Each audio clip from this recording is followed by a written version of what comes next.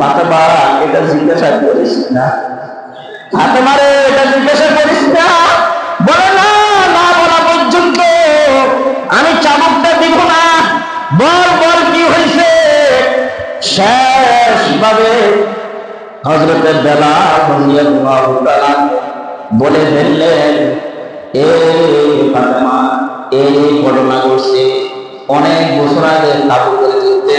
সম্ভবত যুদ্ধের ময়দানে এক সাহাবী গায়ের মধ্যে কোটের মধ্যে বাড়ি দিতে চাইছে, চাবুকটা পড়ে গেছে ওই সাহাবীর গায়ে, এবং সাহাবী নাকি প্রতিশোধ নিতে বদলা নিবে, তোমার বাপ থেকে নাকি প্রতিশোধ নিবে। এরে বেলাল, এটা কেমন কথা? এটা কেমন সাহাবী? এটা কেমন কথা, কেমন আচরণ? তোমরা থাকতে আমার মায়ের বাবার গায়ের মধ্যে চাবুক মারবে বলে বলা হয়েছে। আমি বেলালও বলেছি আমার পিঠটা পাথর দিব, আমার মারা দিব, সারি মানে না। ফাতেমা পাগল হয়ে গেছে। ফাতেমা রাদিয়াল্লাহু তাআলা হযরত হাসানকে ডাকে, হুসাইনকে ডাকে, এ হাসান, এ হুসাইন, উঠে এসো, তাড়াতাড়ি যা। কোন সাহাবী নাকি তোর নানার আজকে প্রতিশোধ নিয়ে, খবরদার, তোর নানা বৃদ্ধ হয়ে গেছে, বয়স হয়ে গেছে, খবরদার তোমার নানার গায়ে যাতে একটা শরীরের টোকা যাতে না পড়ে, যাতে তোমরা পিঠটা পাতে দাও, আর বাকিটা যাতে রাসূলকে যাতে আমার বাবাকে যাতে সেভে রাখে। আসসালামু আলাইকুম ওয়া রাহমাতুল্লাহি ওয়া বারাকাতুহু। ইন্নাল হামদালিল্লাহ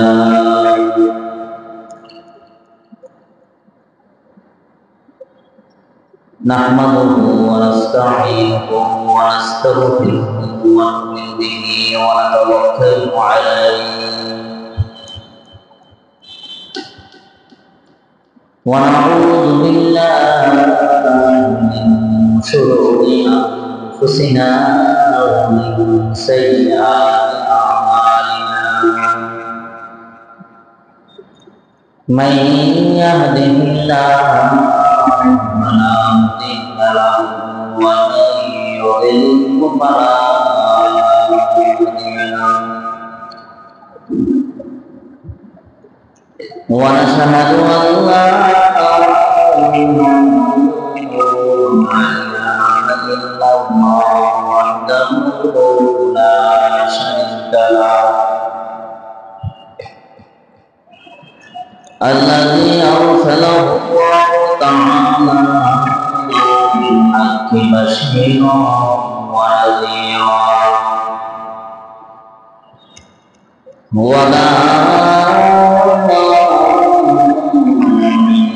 إلى الله بإذنه وسراجا منيرا. أما بعد فأعوذ بالله من الشيطان الرجيم. بسم الله الرحمن الرحيم.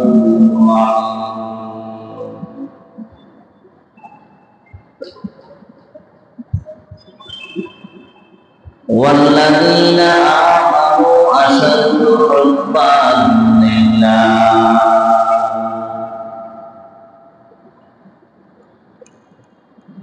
قال النبي صلى الله عليه وسلم المرء مع من أحب أو كما قال عليه الصلاة والسلام.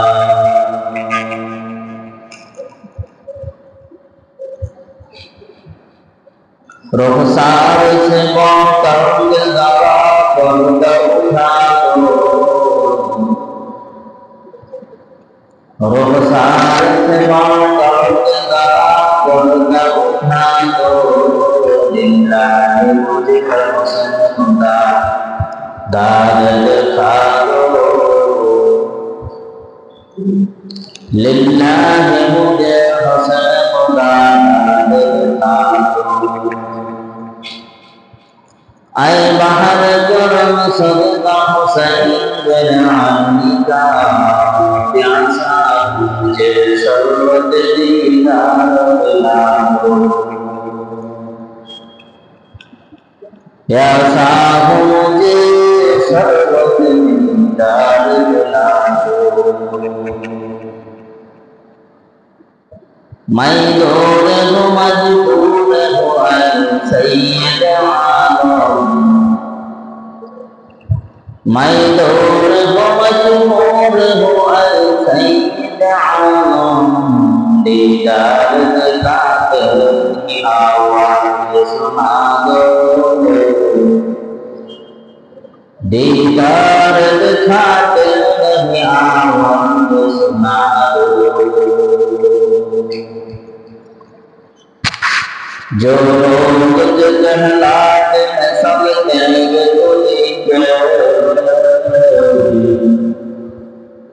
जो लोग जहलाते हैं सब कहेंगे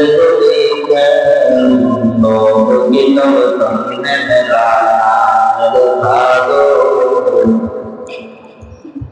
उन लोग की तब तुमने मेरा दिखा दो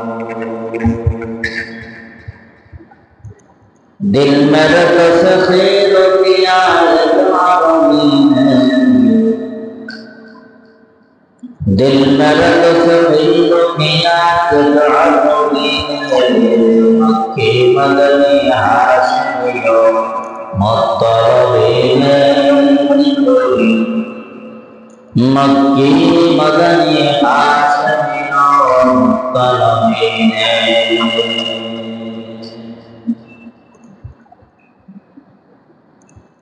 अल्हम्दुलिल्लाह अल्लाह पाक रब्बुल आलामीনের দরবারে অগণিত শুকর ও সুজুদ আদায় করি আল্লাহ তাআলা আমাদেরকে পবিত্র জুমার নামাজ আদায় করার উদ্দেশ্যে আল্লাহ তাআলার কাছে আসা তৌফিক আল্লাহ তাআলা আমাদেরকে দান করেছেন শুকরিয়া আদায় করি আলহামদুলিল্লাহ নেক কাজ করার তৌফিক আল্লাহ তাআলা আমাদেরকে দান করেছেন আল্লাহ তাআলার উপরে আমরা আশীর্বাদ করেছি বড় বরকতি দিন সপ্তাহের দিনের রাত শুক্রবার বড় মূল্যবান দিন হাদিসের মধ্যে আসছে গরিবদের জন্য হজের দিন বলা হয়েছে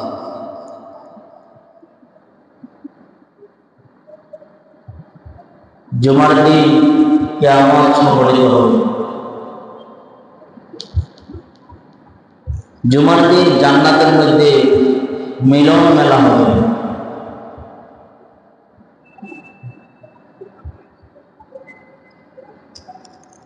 জুমা শব্দের অর্থ হল একত্রিত হওয়া মিলিত হওয়া দলবদ্ধ হয়ে যাওয়া আল্লাহর হুকুম মানা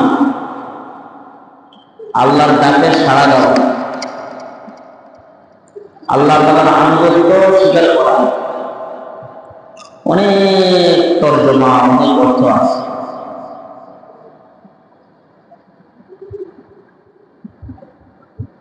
দুনিয়াতে মানুষ এক একজন এক একজনকে ভালোবাসে সন্তান বাপকে ভালোবাসে বাপে তার সন্তানকে ভালোবাসে যিনি ভালোবাসেন ছেলেকে ছেলে হিসেবে ভালোবাসেন মেয়েকে মেয়ে হিসেবে ভালোবাসেন মাকে মা হিসেবে ভালোবাসে বাবাকে বাবা হিসেবে ভালোবাসে স্ত্রীকে স্ত্রীর ভালোবাসে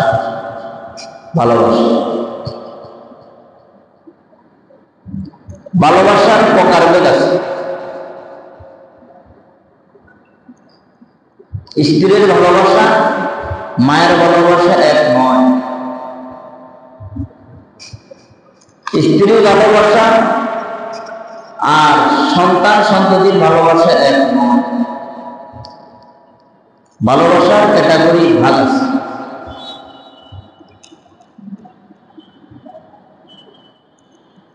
দুনিয়ার মধ্যে এক একজন এক একটার আসক্ত। কেউ রাজনীতির পিছনে দৌড়ে, কেউ চাকরির পিছনে দৌড়ে, কেউ ব্যবসার পিছনে দৌড়ে, আবার কেউ নেশার পিছনে দৌড়ে, কেউ গুনার পিছনে দৌড়তে থাকে। আবার এমনও জমিনে আছে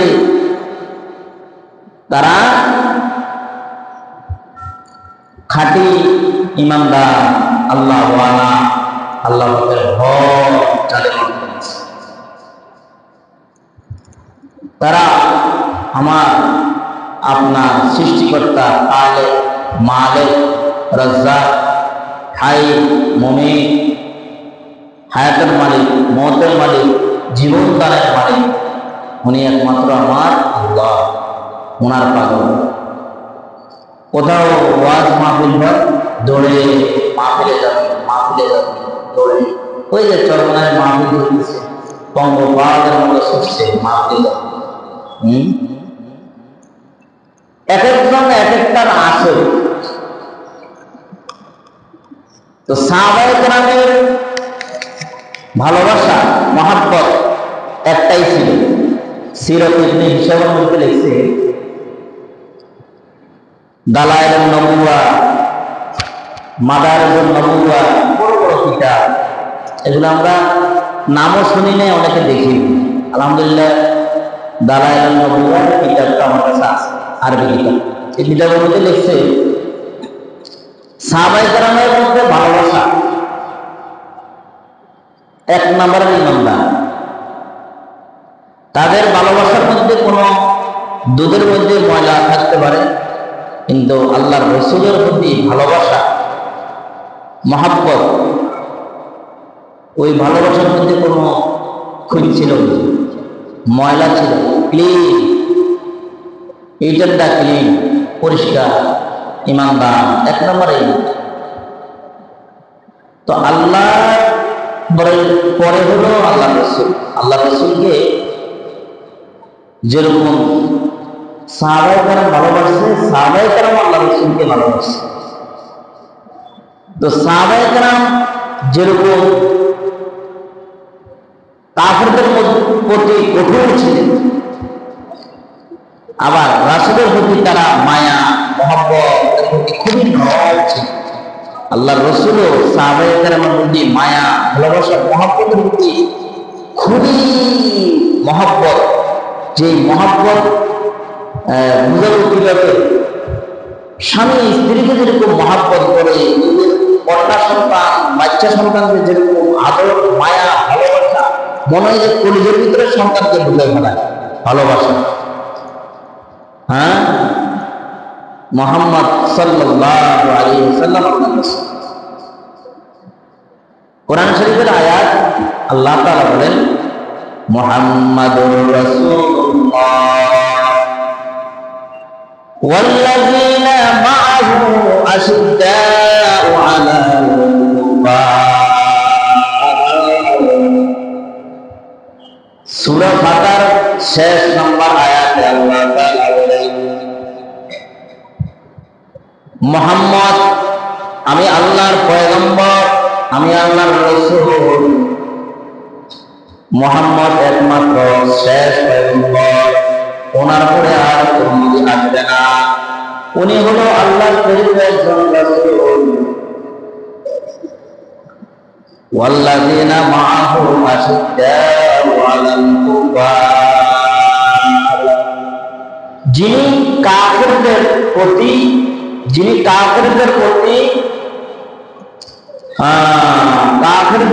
খুব কঠোর, কাফেরদের প্রতি কি খুব কঠোর ছিলেন। রুহামাউ বাইনাহুম,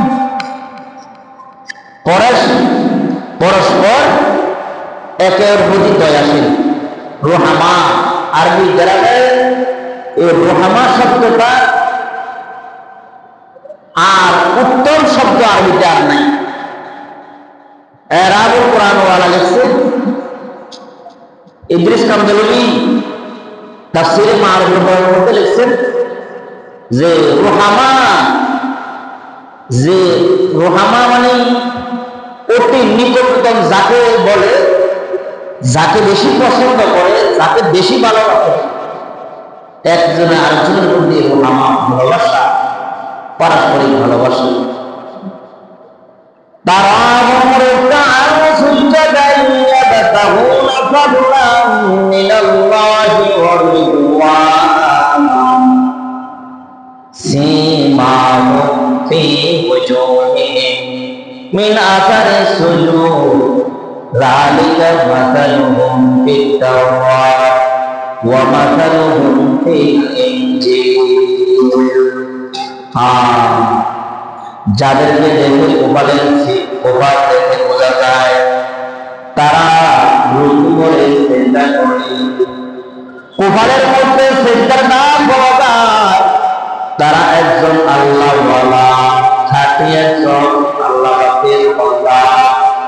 তাদের কপাল দেখে, চেহারা দেখে, তাদের নামাজের চিহ্ন দেখে বোঝা যায় সে একজন নামাজি, খাঁটি আল্লাহওয়ালা। সুবহানাল্লাহ। মুফাসসিরিন হযরত কেরাম লেখেন রাহমাতুল্লাহ আলাইহি, আব্দুল্লাহ ইবনে মুবারক যিনি তাবেঈদের মধ্যে একজন বড় তাবেঈ, যুগ শ্রেষ্ঠ বুজুর্গ এবং মুহাদ্দিস, যেমন আলেম তেমন মুহাদ্দিস, যেমন মুহাদ্দিস তেমন বড় আলেম, একজন বুজুর্গ, একজন বড় বুজুর্গ। আব্দুল্লাহ ইবনে মুবারকের জীবনের মধ্যে পাওয়া যায়, আব্দুল্লাহ ইবনে মুবারক মাগরিবের নামাজ পড়ছে, নামাজ পড়ে আওয়াজে নামাজ আদায় করছে, সূরা ওয়াকিয়া তেলাওয়াত করছে, খানা খাদ্য খাইয়ে জরুরত রাত্রে খানা যতটুকু ফেলছে, এশারের নামাজের অবস্থায় আছে, কখন এশারের নামাজের আযান হলো, নামাজের আযান হলো, পরিপাটি করে নামাজের প্রস্তুতি নেওয়া করে নামাজের মুসল্লায় বসে আছে, বসে বসে জিকির আজকার করে, লা ইলাহা ইল্লাল্লাহ, লা ইলাহা ইল্লাল্লাহ। বড় মহব্বত, দিলের মধ্যে আল্লাহর ভালোবাসা, মহব্বত এমন ভাবে ভালোবাসা তৈরি হচ্ছে, সে অনিচ্ছা সত্ত্বেও জবাব দিয়ে আল্লাহর জিকির বের হয়ে যায়। এশারের নামাজ শেষ হওয়ার পরে আব্দুল্লাহ ইবনে মুবারক মুরিদানরা আসতে দেখা করবে, নামাজের মুসল্লায় বসা, ডানে তাকায় না, বামে তাকায় না, পিছনে লক্ষ লক্ষ মুরিদরা বসে আছে, দেখা করবে, সালাম করবে, মুসাফা করবে। ইরান থেকে, শাম দেশ থেকে, ইরান থেকে, মিশর থেকে, বিভিন্ন দেশ থেকে আব্দুল্লাহ ইবনে মুবারক ওনার সময় দেখা করার জন্য ছোটাছুটি করে হাদিসের জ্ঞান তলব করবে, বিভিন্ন মাসলা মাসাইল জিজ্ঞাসা করবে, ইলম হাসিল করার জন্য। আব্দুল্লাহ ইবনে মুবারক এমন আল্লাহ পাকের আশে, এমন মায়া মহব্বত আল্লাহর মধ্যে গড়ছে, রাত্রে এশারের নামাজ আদায় করার পরে, জামাতে আদায় করার পরে এখন দাঁড়ায়া দাঁড়ায়া আল্লাহ পাকের হুকুম পালন করার জন্য নামাজে দাঁড়ায় নামাজ পড়তেছে, দীর্ঘ লম্বা তেলাওয়াত আরম্ভ করছে, এক রাকাতে আধা পারা এক পারা কোরআন শরীফ পড়তেছে। মুরিদানরা মনে করতেছে যে হয়তো হুজুর 2 রাকাত পড়ে নামাজ শেষ করবে, আমাদের সাথে সাক্ষাৎ করবে। 2 রাকাত শেষ করে দীর্ঘ লম্বা সময় পর্যন্ত 2 রাকাত নামাজ আদায় করছে। ডান দিকে সালাম ফিরায়, বাম দিকে সালাম ফিরায়া আবার নামাজে দাঁড়ায় গেছে। এভাবে নামাজ পড়তেছে সারা রাত নামাজ পড়তেছে, চোখের মধ্যে ঘুম নাই, ইবাদতের মধ্যে ঘুরতেছে, আল্লাহ পাকের মহব্বতের মধ্যে, ভালোবাসার মধ্যে এমন ভাবে ঘুরতেছে। ফজরের নামাজের আযানের আওয়াজ জান্নাতের আওয়াজ শুনে ফজরের নামাজ যখন আযান হয়ে গেছে, এখন পিছনের দিকে তাকায় দেখে লক্ষ লক্ষ মানুষ মসজিদের মধ্যে, কেউ ঘুমায় গেছে, কেউ নামাজ পড়তেছে, কেউ কোরআন তেলাওয়াত করতেছে, আবার কেউ মাওলানা বাপের জিকির করতেছে। জিজ্ঞাসা করে, ভাই তোমরা কখন আসছো? কখন তোমরা আসছো? আমরা দুপুরে আসছি, কেউ সকালে আসছি, কেউ সন্ধ্যায় আসছি। বলে তুমি কোন জায়গা থেকে আসছো? বলে আমি ওপারে থেকে আসছি। তুমি কোথায় থেকে আসছো? বলে আমি তো ইয়ামান দেশ থেকে আসছি। বলে তুমি কোথায় আসছো? আমি শাম থেকে আসছি। কেউ বলে আমি সিরিয়া থেকে আসছি।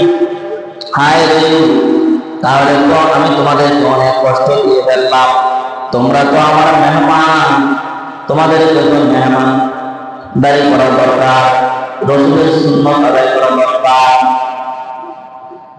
ঠিক আছে, নামাজের সালাম ফিরানো শেষ। নামাজের সালাম ফিরানোর পরে ফজরের নামাজ আদায় করার পরে এশা পর্যন্ত কেউ সাথে আর কথা বলে না। কেন? হাদিসের মধ্যে আছে, মেশকাত শরীফের হাদিস, বুখারীর রিওয়ায়াত আছে, কেউ ফজরের নামাজ পড়ছে, ইশরার নামাজ পড়ছে, ওই স্থানে যদি বসে যাবে, কোনো কিছু না পড়ে না বলে চুপচাপ থাকে, কোনো কিছুই বললো না, কোরআন তেলাওয়াত করলো না, জিকির আজকার করলো না। সূর্য ওঠার পরে ইশরার নামাজ 2 রাকাত 4 রাকাত নামাজ আদায় করবে। হাদিসের মধ্যে নবী ইরশাদ করেন, লক্ষ লক্ষ টাকা খরচ করে উমরা করার জন্য হাজিরা উমরাতে যায়, হজ করার জন্য লক্ষ লোকেরা লক্ষ টাকা খরচ করে হজ করার জন্য যায়। হাদিসের মধ্যে আল্লাহর নবী সাল্লাল্লাহু আলাইহি ওয়াসাল্লাম বলেন, ফজর নামাজ পড়ে আপন স্থানে বসে থাকার পরে কেউ সূর্য ওঠা পর্যন্ত বসে থাকে, এরপরে 4 রাকাত ইশরার নামাজ আদায় করে, আল্লাহর নবী বলে তার আমল নামায় একটা কবুল উমরা কবুল হজের সওয়াব তার আমল নামায় উঠে যায়। আব্দুল্লাহ বিন মুবারক নামাজের মুসল্লায় বসে আছে। আব্দুল্লাহ বিন মুবারক এখন সূর্য ওঠার পরে নামাজ আদায় করার পরে তার খানকার মধ্যে কেউ হাদিসের করার জন্য বসা, কেউ মেহমান আসছে দূর থেকে তাদের খাওয়া দাওয়ার ব্যবস্থা করা, খাওয়া দাওয়ার ব্যবস্থা করেছে, যার যে হাজত পুরা করছে, যাকে যেটা বলা দরকার তাকে সেটা করেছে। এরপরে অসংখ্য ছাত্র যোগ শ্রেষ্ঠ তাবেঈ হাদিসের দরজ দিয়ে অসংখ্য হাদিসের দরজের মধ্যে বসে আছে। আব্দুল্লাহ ইবনে মুবারক হাদিসের দরজ দিয়ে এখন আর হাদিসের দরজ দিতে পারে না, অসুস্থ, বার্ধক্য জড়িত অবস্থায় এখন পড়ে আছে। রাতের বেলায় তখনকার আমলে তখনকার যুগে কিতাবের মধ্যে লেখে তার বাড়ি মারাবিতে একজন তাবেঈ সাহাবী পরে তাবেঈ, এই জমানায় তখন তার বাড়ি দোতলা বাড়ি ছিল। রাতে যখন গভীর হয়ে যেত তখন নিজেকে নিজে পালানোর চেষ্টা করত, গোপন করার চেষ্টা করত, গোপন করতে পারো। আমরা যখন রাতে গভীর হয় তখন কেউ মোবাইল নিয়ে বসে থাকে, কেউ টেলিভিশন, কেউ ডিশের লাইট ছেড়ে বসে থাকে, কেউ তাসের আড্ডা নিয়ে বসে থাকি, কেউ গুনার পরিবেশে চলাচল করে। আর আব্দুল্লাহ বিন মুবারক দরওয়াজা জানালা বন্ধ করে গভীর নদী যখন হয়ে যায়, সাদা পাগড়ি সাদা জুব্বা সুন্দর করে মাথায় পাগড়ি লইয়া নামাজের মুসল্লা নিয়া যায়, নামাজ নিয়া জায়নামাজ নিয়ে ছাদের উপরে এভাবে কতদিন পর্যন্ত, কত বছর পর্যন্ত কিতাবের মধ্যে লেখেন। আব্দুল্লাহ ইবনে মুবারকের বাড়ির সামনে আরেকটা বাড়ি ছিল, ওই বাড়ির মালিকের বসবাস করত কামার, দাস, সেলিক, খন্তা, কুড়াল এগুলা বানাইত। ওই কামারের একটা মেয়ে ছিল, মেয়েটা মোটামুটি আকল বাহা শক্তিওয়ালা, ঘরের চোখে দেখা যাইত। রাত্রে যখন হইত তখন আব্দুল্লাহ ইবনে মুবারকের বিল্ডিংয়ের দোতলার মধ্যে পিলারের মতো উঠিয়ে দাঁড়ায় থাকতো। পিলার যেরকম দাঁড়ায় থাকে, লড়াচড়া করে না। আব্দুল্লাহ ইবনে মুবারক বাড়ির ছাদের উপরে এমন ভাবে দাঁড়ায় থাকতো, বুঝে যাইত মনে হয় একটা মিনার দাঁড়িয়ে আছে। এভাবে দাঁড়িয়ে দাঁড়িয়ে দীর্ঘক্ষণ পর্যন্ত নামাজ আদায় করত। হঠাৎ একদিন দেখা যায় ছাদের মধ্যে আর মিনার দেখা যায় না, ছাদের মধ্যে আর মিনার দেখা যায় না। ঘরের লোকেরা জিজ্ঞাসা করে, মেয়ে জিজ্ঞাসা করে, মা ভাই, আমি সন্ধ্যাবেলায় হইলে রাত্রে যখন হয়ে যাইত, ওই হুজুরের বাড়িতে একটা মিনারের মতো ছাদের উপরে একটা মিনার দেখা যাইত। আজকে কয়েকদিন যাব আমি মিনারটা দেখি না, মিনারটা আমি আর দেখি না। মা, মিনারটা দেখা যায় না কেন? কয় তুই কোথায় আমার মিনার দেখবি? বাড়ির ছাদের উপরে একটা মিনার দেখা যাইত রাত্রে বেলা, এখন মিনারটা দেখা যায় না। মা মেয়েকে বলে, মারে এটা তো মিনার না, এটা মিনার না। বলে এটা কি? বলে এটা আব্দুল্লাহ ইবনে মুবারক রাত্রে যখন হয়ে যাইত মিনার যেভাবে দাঁড়িয়ে থাকতো, ওরকম আব্দুল্লাহ ইবনে মুবারক নামাজের মধ্যে দাঁড়ায় যাইত। আয়া আশিক মাওলা বলে দেওয়ানা, আয়া আশিক মাওলা বলে দেওয়ানা,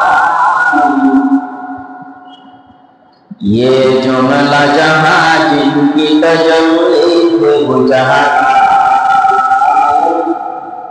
ये जिनकी तजल्ली से उजाला उजाला। खाटी अल्लाह आशिक ছিলেন আব্দুল্লাহ ইবনে মুবারক। হে আব্দুল্লাহ ইবনে মুবারক আল্লাহর আশিক ছিলেন, এমন আশিক যেমন আলেম, যেমন মুহাদ্দিস, যেমন বুজুর্গ, তেমন আলেম ছিলেন। হুজুর ইন্তেকাল হয়ে যাওয়ার পরে মেয়ে এখন মা থেকে আওয়াজ পাওয়ার পরে আব্দুল্লাহ ইবনে মুবারক অসুস্থ হয়ে গেছে, ইন্তেকাল করছে। ও মা, আমি তো জানতাম এটা রাত্রে বেলা মিনার আসতো, এতদিন বুঝলাম।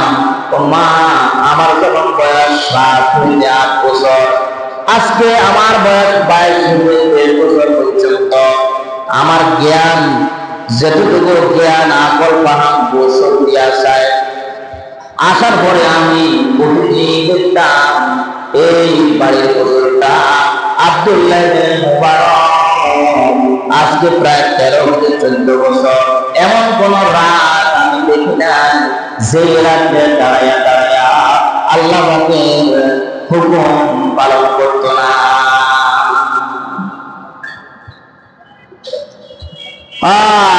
সেই আব্দুল্লাহ ইবনে মুবারক মারা যাওয়ার পরে, ইন্তেকাল হওয়ার পরে বুজুর্গ স্বপ্ন দেখে। এক বুজুর্গ দেখতেছে উনি একটা জান্নাতের মধ্যে ঘুরতেছে। সুবহানাল্লাহ বলেন না? কিসে ঘুরতেছে? জান্নাতের মধ্যে ঘোরাঘুরি করতেছে, আরাম আয়েশে চলতেছে। এক বুজুর্গ স্বপ্ন দেখে যে আব্দুল্লাহ ইবনে মুবারক জান্নাতের মধ্যে কি ঘুরতেছে, জান্নাতের মধ্যে ঘুরতেছে, হাঁটাচলা করতেছে করতেছে করতেছে। তো বুজুর্গ জিজ্ঞাসা করে, হুজুর আপনি জান্নাত পাইলেন, অনেক সুন্দর জান্নাত পাইছেন। কহ আল্লাহ তাআলা আমাকে জান্নাত দিয়েছে। তো হুজুর আপনি কিসের বিনিময়ে আল্লাহ তাআলা আপনাকে জান্নাত দিয়েছে? আরে এটা পরে জিজ্ঞাসা করো, কিসের বিনিময়ে জান্নাত পাইছি এটা পরে। আমার বাড়ির পাশে এক কামার ছিল, দাও বানাইতো, ছুরি বানাইতো, কাশি বানাইতো, আরো লোহার লাঠি যেগুলা ছুরি যেগুলা বানায় সেগুলো সে বানাইতো। কিন্তু সেও মারা গেছে, আমিও মারা গেলাম, কিন্তু আমি যে জান্নাত পাইছি তার থেকে 10 গুণ জান্নাত সে বেশি গেছে। 10 গুণ বেশি বড় জান্নাত কে পাইছে? কামার। কিতাবের মধ্যে লিখছেন। আব্দুল্লাহ ইবনে মুবারক, মনে রাখবেন এই নাম, যুগশ্রেষ্ঠ তাবেঈ, বড় মুহাদ্দিস, বড় বুজুর্গ, যেমন উচ্চ সম্ভ্রান্ত পরিবারের একজন বড় ব্যক্তিত্ব ছিলেন। টাকার অভাব ছিল না, সম্মানের অভাব ছিল না, বংশপরিবারের অভাব ছিল না। ওই বংশের জন্ম, আবার আলেম, আবার তাবেঈ, আবার বুজুর্গ, আবার বড় খানদানি লোক, আবার টাকাওয়ালা, মালওয়ালা। তাহলে এলেমও আছে, মালও আছে, বংশ আছে, সম্মানও আছে। আর ওই কামারের বংশও নাই, টাকাও নাই, ঘরও নাই, কিন্তু কি জান্নাত পাইছে আব্দুল্লাহ ইবনে মুবারকের থেকে 10 গুণ বেশি। কি বুঝলেন? বলে কিসের বিনিময়ে জান্নাত পাইল? বলে আমি তা জানি না, তবে আমাকে আল্লাহ তাআলা জান্নাত দান করছে ইবাদতের বিনিময়ে নয়, ইবাদতের কারণে নয়, হাদিস পড়ার কারণে নয়। আমার দিলের মধ্যে একটা জিনিস ছিল, সেটা হলো যখন মালিকের আযান হয়ে যাইত, আসমানওয়ালার যখন ডাক হয়ে যাইত, ফজরের যখন আযান হয়ে যাইত, আযান হওয়ার সাথে সাথে আমি নামাজের প্রস্তুতি নিতাম। যোহরের যখন আযান হয়ে যাইত, যোহরের সময় নামাজের প্রস্তুতি নিতাম। আর আসরের সময় হলে আসরের প্রস্তুতি, মাগরিবের সময় হলে মাগরিবের প্রস্তুতি, এশারের সময় হলে এশারের প্রস্তুতি। আমি যত সময় 5 ওয়াক্ত নামাজ আদায় করছি, নামাজের মতো করছি, ওযুর মতো করেছি, সূরা কেরাত সহি শুদ্ধভাবে সুন্দরভাবে আমি এমন ভাবে আদায় করছি যাতে করে আমার আল্লাহর হকগুলো পরিপূর্ণভাবে আদায় হয়ে যায়। এই কারণে আল্লাহ তাআলা আমাদের 5 ওয়াক্ত নামাজ জামাতের সময় জামাতের সাথে আদায় করার কারণে আমার আল্লাহ আমাকে জান্নাত নামক দৌলত দান করেছে। সুবহানাল্লাহ। এই স্বপ্ন দেখার পরে ঘুমটা ভেঙে গেছে। হায় রে, স্বপ্নের কথা কার কাছে বলবো? কোথায় যাবো? কার কাছে যাব? মনের মধ্যে অশান্তি, অস্থিরতা আরম্ভ হয়ে গেছে। রাত কখন শেষ হবে, ফজর কখন হবে, কোথায় যাব, কার কাছে যাব? দিল পেরেশান, অশান্তি, অস্থির।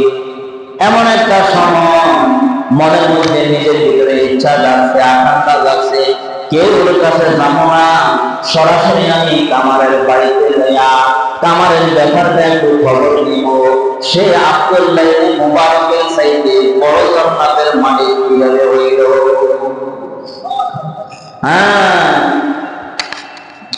যাইতে যাইতে যাইতে দীর্ঘ লম্বা সফর, বহু দূরে রওনা দিছে। একদিনের পথ নয়, 2 দিনের পথ নয়, দীর্ঘদিনের পথ পাড়ি দিয়া কামারের বাড়িতে গেল। যাওয়ার পরে আব্দুল্লাহ ইবনে মুবারকের বাড়িও পরিদর্শন করেছে, কামারের বাড়িও পরিদর্শন করেছে। দেখা যায় হিসাবে কিন্তু মিলে না। কামারের ঘরটা কোন জায়গা দিয়া ছিদ্র, কোন জায়গায় খেজুরের পাতা, কোন জায়গায় সুপারি গাছের পাতা, কোন জায়গায় টিন আছে, তেমন চিহ্ন চিহ্ন অবস্থা। আর আব্দুল্লাহ ইবনে মুবারকের বাড়ি এত সুন্দর, বর্তমান জামানায় মন্ত্রী মিনিস্টারের বাড়ি না আরো কিন্তু বাড়িতে মানুষজন আছে আব্দুল্লাহ ইবনে মুবারকের বাড়িতে। খানকার মধ্যে ইবাদত করনেওয়ালা লোকের অভাব নাই, তেলাওয়াত করনেওয়ালা লোকের অভাব নাই, নামাজ পড়নেওয়ালা লোকের অভাব নাই, মেহমান নওয়াজি লোকের অভাব নাই। কিন্তু কাজ চলমান, খানকা চলমান, আব্দুল্লাহ ইবনে মুবারক দুনিয়াতে না। আর ওই কামারের বাড়িতে যাওয়ার পরে দেখে ঘর তেমন ভালো না, মানুষ থাকার মতো ভূমি না। একটা বিছানা চাটাই বিছানো আছে, ফাড়া একটা খাতা বিছানো আছে, এটার মধ্যে ছেলে মেয়ে নিয়ে মা আছে। আর ওই কামার কিন্তু আর দুনিয়াতে না। ওই স্বপ্নে দেখনোয়ালা গয়া জিজ্ঞাসা করে, তোমার আম্মুর ব্যাপারে একটু তথ্য জানতে চাই, তোমার আব্বু কেমন লোক ছিল, তোমার মাকে একটু বলো, আমার কাছে পর্দার আড়াল থেকে একটু কথা বলার জন্য আসছি, একটু কথা বলা যাবে কিনা? বলে অবশ্যই বলা যাবে, পর্দার আড়ালে আছি না। মুসাফির স্বপ্নকারক, স্বপ্ন দেখনোয়ালা জিজ্ঞাসা করে, মা আপনার স্বামীটা কেমন ছিল? আপনার স্বামীটা তো আমি স্বপ্নে দেখি, আপনার বাড়ির পাশের যে হুজুর আব্দুল্লাহ ইবনে মুবারক, ওনার চাইতে তো আপনার স্বামী বড় জান্নাত পাইছে। তো এটা তেমন কোনো ব্যাপার না, এটা তেমন জটিল বিষয় না। জান্নাত বড় পাইছে, তেমন বড় পাইছে। আমার হিসাবে আমার স্বামী 100টা জান্নাত স্বপ্ন দেখছে, 10 গুণ জান্নাত বেশি পাইছে। কিন্তু আমার হিসাবে আব্দুল্লাহ ইবনে মুবারকের চাইতে 100 গুণ বেশি বড় জান্নাত পাওয়ার উপযুক্ত। কে সার্টিফিকেট কে দিচ্ছে? স্ত্রী। কে দিচ্ছে? স্ত্রী। আমার স্বামী আব্দুল্লাহ ইবনে মুবারকের চাইতে বড় জান্নাত পাবে, এটা আমার দিলের তামান্না। কিন্তু বর্তমান জমানায় স্ত্রীরা স্বামীর ব্যাপারে সার্টিফিকেট দিবে না। তোমার মতো খারাপ পুরুষ মনে হয় এই জগতে আর না। বলে আপনার জামাই কোন তেমন ভালো না, তো আপনার টাকা তো আমার টাকাও না। কি বলেন? হ্যাঁ,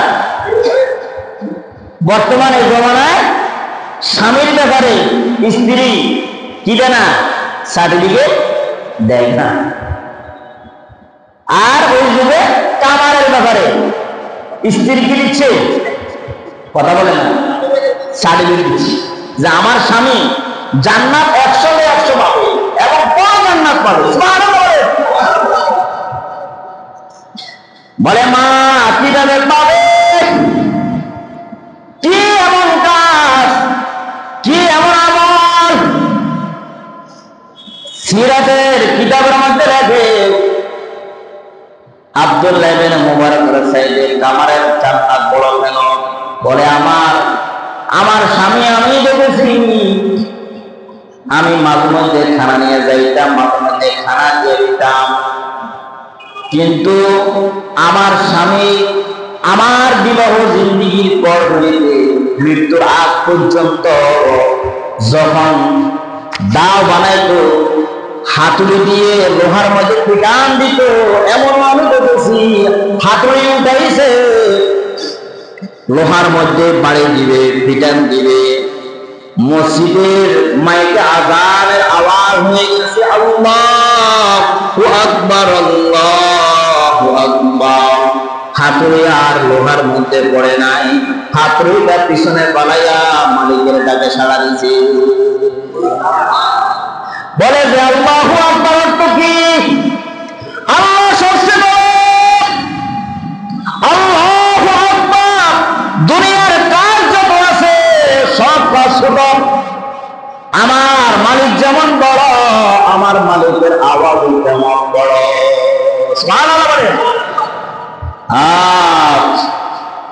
আল্লাহু আকবার। এখন আমার আল্লাহর কাজ বল, আল্লাহর হুকুম বল। আমার কামারা কাজ সবচেয়ে ছোট, সবচেয়ে ছোট, এটা সবচেয়ে নিকৃষ্ট, আর এটা হলো সবচেয়ে উৎকৃষ্ট। আমার আল্লাহর আওয়াজ, আমার মালিক বড়, আমার মালিকের আওয়াজও বড়, কাজও বড়, হুকুমও বড়। আমি এখন কাজ করবো না। এই মুসাফির, আমার স্বামীর এই আমল 1 নম্বরের ভুল। 2 নম্বরের ভুল হলো আমার স্বামী জীবনে আমার গায়ে হাত তোলে না।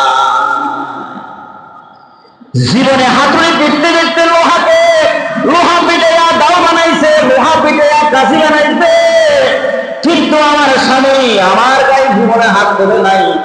আমার স্বামী আমাকে জীবনে হারাম মাল ভক্ষণ করায় না। সুবহানাল্লাহ বলে। আমার স্বামীকে আমার আল্লাহ জান্নাত দিবে না, তাকে জান্নাত দিবে।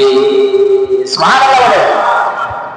তাকবীর মে কালেমা মে নামাজোं में आज़ान है, नाम इलाही से मिला नाम मुहम्मद। আল্লাহু আকবার বলেন। মুহাম্মাদের পাগল ছিল, আল্লাহর পাগল ছিল। এই দুইটা পাগল হওয়ার কারণে আল্লাহ তাআলা বলে আব্দুল্লাহ ইবনে মুবারক বড় আলেম হতে পারে, তার সম্মান নিম্ন। কামাল, তোর এলেম ছিল না, কালাম ছিল না, কিন্তু আমি আল্লাহর দরবারে তোর আমলের দাম অনেক বেশি। قال النبي صلى الله عليه وسلم قال النبي صلى الله عليه وسلم أخلص دينك يكفيك العمل القليل। আল্লাহ তাআলার দরবারে মুক্তি হওয়া শর্ত নয়, মুহাদ্দিস হওয়া শর্ত নয়, বড় আলেম বড় বুজুর্গ হওয়া শর্ত নয়। যার ঈমান যত ভালো হবে, যার আমল যত ভালো হবে, আল্লাহ তাআলার দরবারে মুক্তি তত তার দামি হয়ে যাবে। সুবহানাল্লাহ, তত দামি হয়ে যাবে। তা আব্দুল্লাহ ইবনে মুবারক রাহমাতুল্লাহি আলাইহি যে বুজুর্গ স্বপ্ন দেখছে, বুজুর্গ স্বপ্ন দেখেছে, তেমন তেমন বুজুর্গ না, উনি অনেক বড় আলেম, বড় শাইখুল্লাহ, বড় মুফতি আযম আব্দুল্লাহ ইবনে মুবারক রাহমাতুল্লাহি আলাইহি ছাত্র। স্বপ্ন দেখে আব্দুল্লাহ ইবনে মুবারকের জান্নাত আর কামারের জান্নাত আকাশ পাতাল হাঁটতে গো। তেরা হাজিরিন, আমরা আলেম হইতে পারি নাই, মুফতি হইতে পারি নাই, এটা কোনো বড় ওয়াজিব না। আলেম হওয়া শর্ত এটুকু, যতটুকু জ্ঞান আপনার জন্য জানা করবে, যতটুকু জানা আপনার জন্য ফরজ, এটুকু আপনার জন্য মানাও ফরজ। আপনার জন্য যতটুকু আলেমের প্রয়োজন, ততটুকু আলেম আপনার জন্য শিক্ষা করা ফরজ।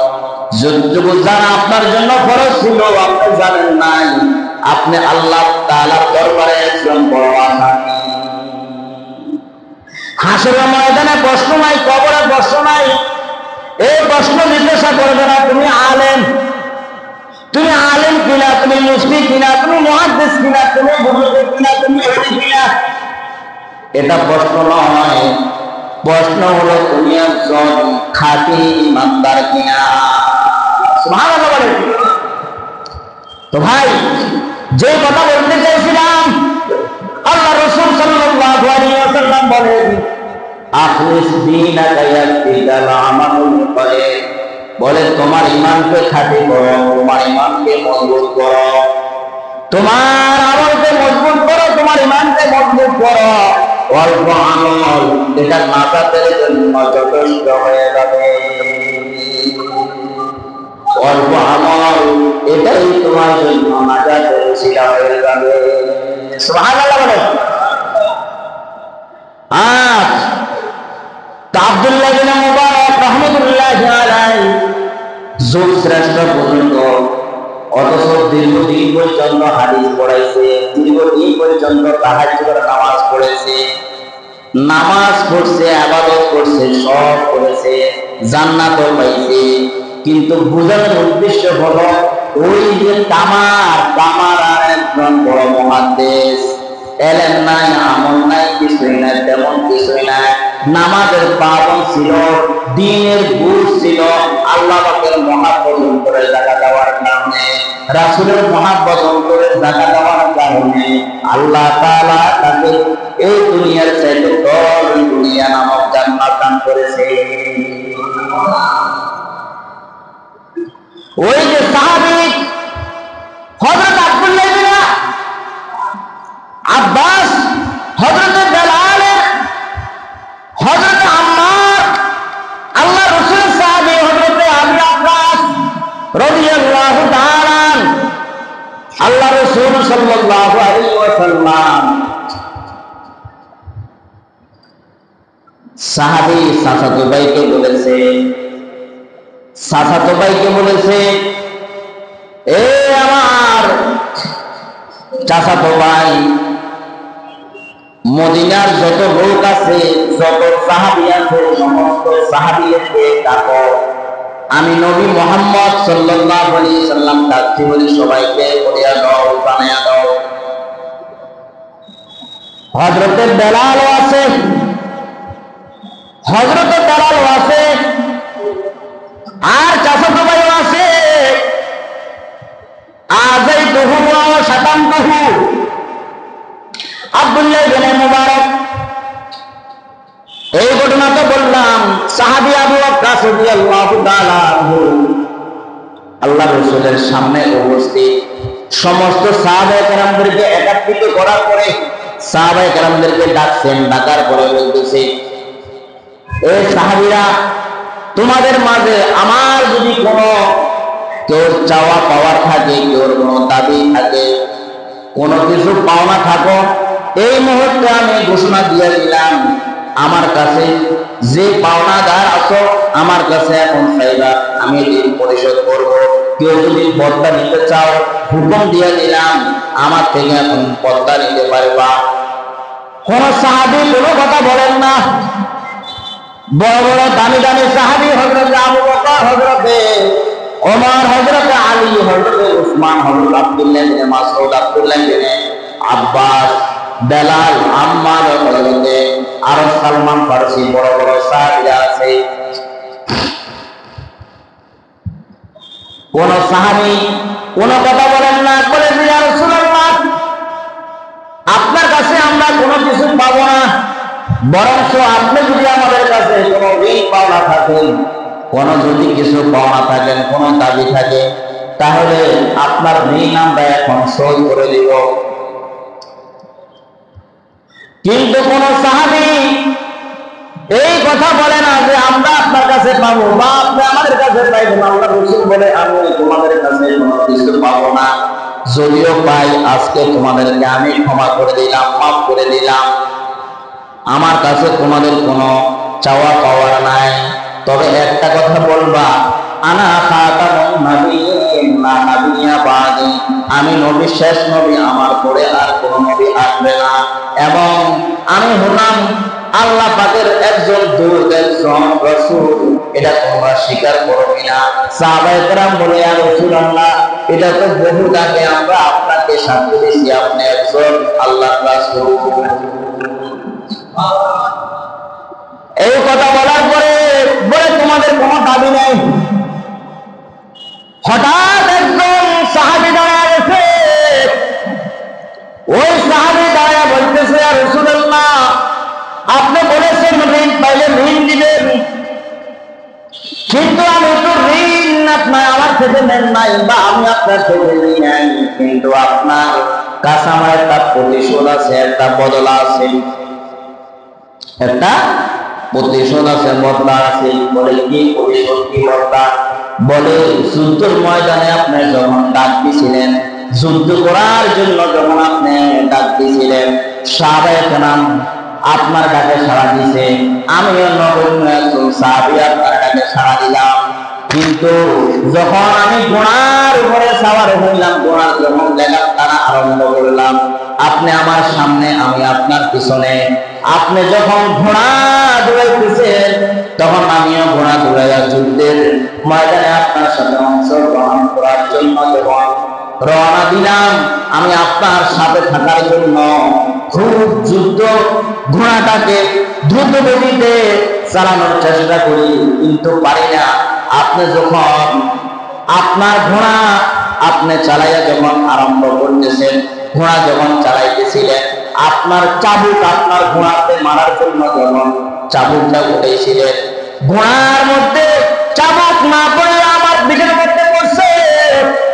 ইয়া রাসূলুল্লাহ, আপনার চাবুক আপনার ঘোড়াতে না পড়ে, পিঠের মধ্যে না পড়ে আমার পিঠের মধ্যে আঘাত করেছে। আপনি বলেছেন আজকে প্রতিশোধ নেওয়ার জন্য। ওগো আল্লাহর রাসূল, আপনি যদি অনুমতি দেন তাহলে আমি প্রতিশোধ নিতে পারবো। বলে আমি অনুমতি দিয়ে দিলাম। প্রতিশোধ দুনিয়াতে নিয়ে না, হাসরের ময়দানে তখনই তো অসংখ্য পয়গম্বর, নবী এবং রাসূল উম্মতের সামনে আমি প্রতিশোধ দিতে চাই না। দুনিয়ার প্রতিশোধটা তুমি দুনিয়াতে নিয়ে না। আল্লাহ রাসূল সাল্লাল্লাহু আলাইহি ওয়াসাল্লাম বলে প্রতিশোধ দিলে নিয়ে নাও। এখনো বলে ইয়া রাসূলুল্লাহ আমি প্রস্তুত আছি। বলে তাড়াতাড়ি নাও, প্রস্তুত হয়ে আমি প্রস্তুত আছি, আমি রেডি হয়ে গেলাম। বলে ইয়া রাসূলুল্লাহ, যে চাবুকটা দিয়া আপনি আমাকে আঘাত করেছেন ওই চাবুকটা তো এখন আমার কাছে নাই, তাহলে আমি কিভাবে প্রতিশোধ নেব? আল্লাহ রাসূল বলে বেলাল রে, ও বেলাল, ফাতেমার ঘরে যাইয়া, ফাতেমার বাড়িতে যাইয়া আমার কথা বলিবা। আমি রাসূল বলেছি তুমি যাইয়া কি করবা? আমার যুদ্ধের ময়দানে ঘোড়ার যে চাবুকটা আছে ওই চাবুকটা ফাতেমাকে দেওয়ার জন্য বলবা। মজলিসের মধ্যে হযরত আলীও ছিল, হযরত আলীও ছিল, হযরত আবু বকর ছিল।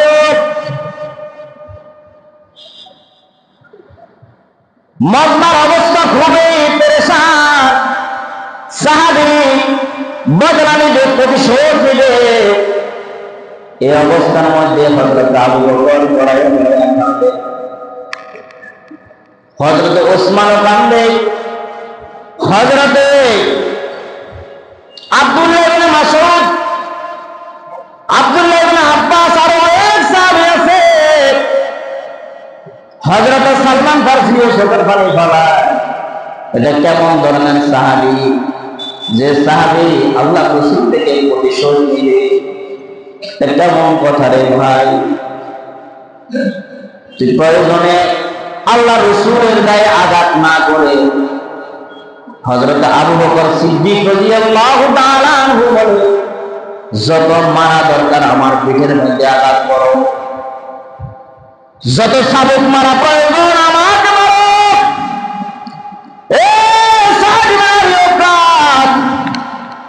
আমার গায়ে হাত দিল, আমার রাসূলের গায়ে হাত দিবা না।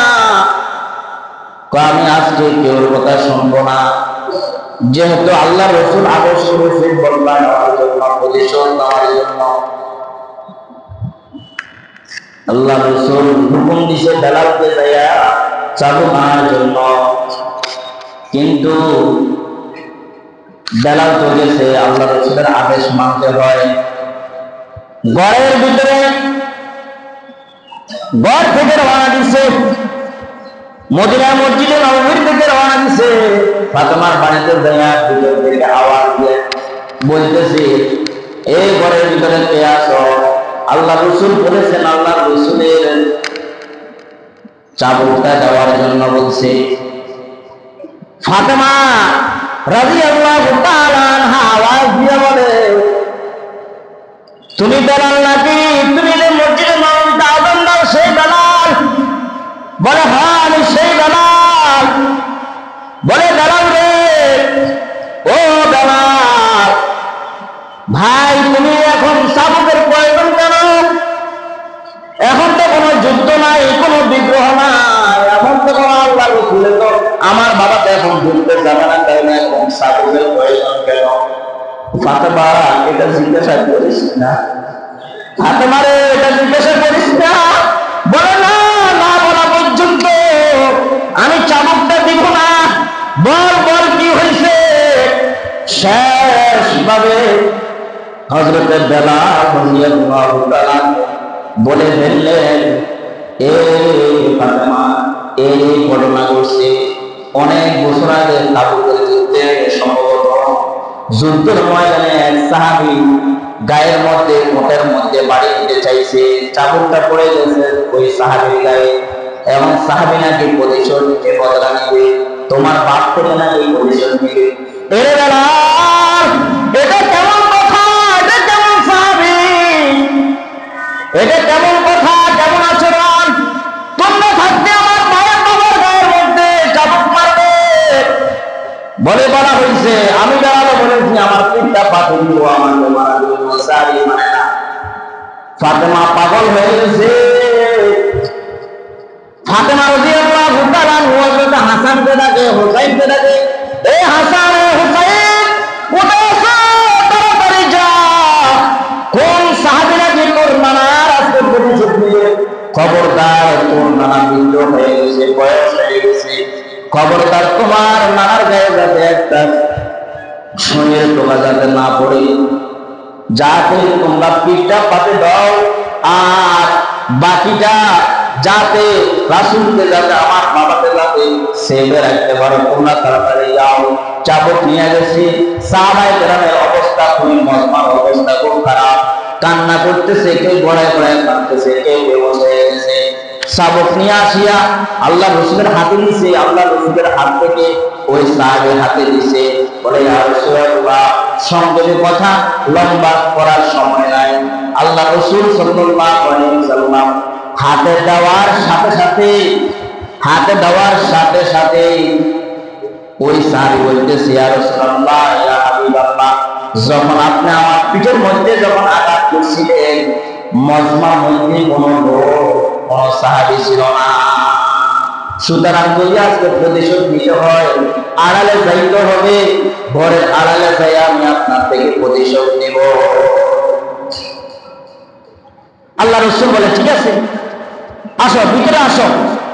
ভিতরে নিয়ে গেছে, নিয়ে যাইয়া আল্লাহ রাসূল সাল্লাল্লাহু আলাইহি ওয়াসাল্লাম চাবুক হাতে দিছে।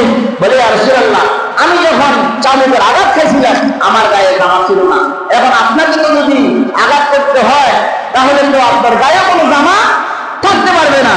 আল্লাহ রাসূল সাল্লাল্লাহু আলাইহি ওয়াসাল্লাম জামাটা যখন খুলছে, চাবুক রেখে সাথে সাথে আল্লাহ রাসূলের মোহরে নবুয়তে চুমা দিয়েছে। বলে, ইয়া রাসূলুল্লাহ, ইয়া হাবিবাল্লাহ, আজ হতে 17-18 বছর হয়ে গেছে, আমার তামান্না ছিল আমি আপনার মোহরে নবুয়তের মধ্যে একটা চুমা দিব। ইয়া রাসূলুল্লাহ, ইয়া হাবিবাল্লাহ, আমি কি প্রতিশোধ নিব? আজকে আমার স্বপ্নটা বাস্তবায়িত হয়েছে। আল্লাহ রাসূল সাথে সাথে হাত ধরিয়ে বলছে, সাহাবী, চুমা দেস নাই, চুমা দেস নাই, চুমা দেস নাই, দুজকটা হারাম করছো আর জান্নাত আজকে ওয়াজিব করে ফেলেছো। হাতটা ধরে ভিতরে নিয়ে আসছে, প্রকাশ্যে নিয়ে আসছে। আল্লাহ রাসূল সবার সামনে ভাষণ দিয়ে বলে, সাহাবীরা রে, সাদ ইবনে আবি ওয়াক্কাস জান্নাতি, জান্নাতি। বলে, কিভাবে কিভাবে? ইয়া রাসূলুল্লাহ, কিভাবে? বসে আজকে বদলা তো নেই নাই, আজকে তো সে জান্নাত তুমি নিয়েছে। আল্লাহু আকবার। এটা হলো রাসূলের ভালোবাসা। সুবহানাল্লাহ। তাহলে আজকের ওয়াজ থেকে কি বুঝলাম? রাসূলের প্রতি ভালোবাসা, আল্লাহর প্রতি ভালোবাসা, মহব্বত যার ভিতরে আছে সেই জান্নাতের মালিক হয়ে গেছে। আল্লাহ পাক আমাদেরকে আমল করার তৌফিক দান করেন। গত 2 জুমা আগে আমাদের এখানে মাদ্রাসা হয়েছে, আপনারা তো জানেন না?